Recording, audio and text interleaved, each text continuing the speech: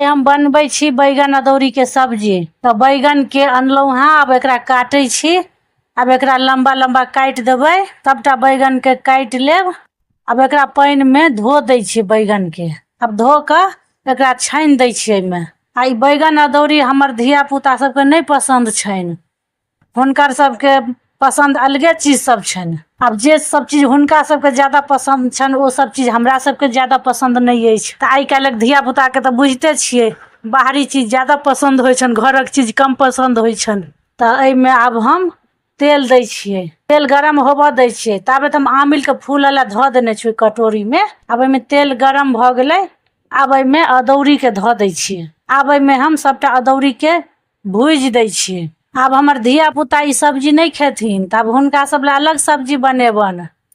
ई सब कहे छै तू की गांव के सब्जी बना रहल छै। आ ई सब्जी हमरा सबके ज्यादा पसंद अछि।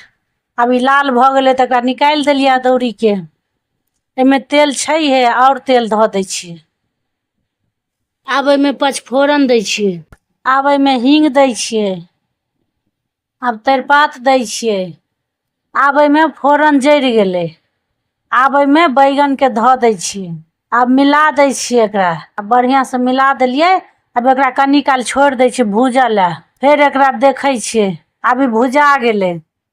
अब भुजा गेलै त कनी मसुआ गेलै बैगन। अब एमे हरैद दै छियै। अब एमे नून दै छियै। नून अपन जते देबाक है सब्जी हिसाब से नून द देबै।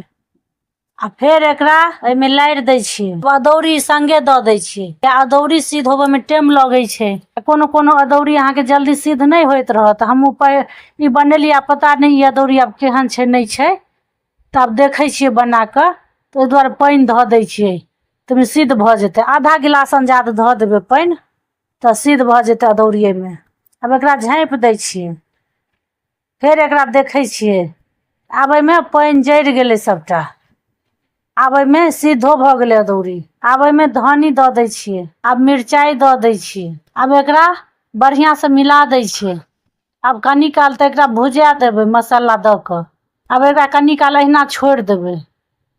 त की हेतै एमे भुजा जेतै नीक से।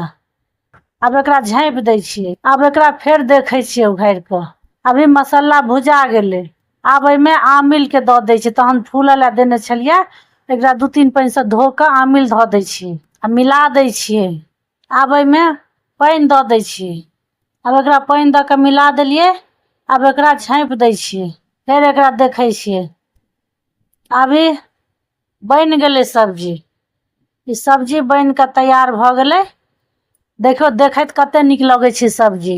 कते नीक लगै छै, लेकिन तैयो हमर धिया पुता सबके पसंद नहीं छनि। हुनका सब ला अलग सब्जी बनेबन। ई वीडियो केहन लागल कमेंट क के बताउ। चैनल के सब्सक्राइब क दियौ। धन्यवाद।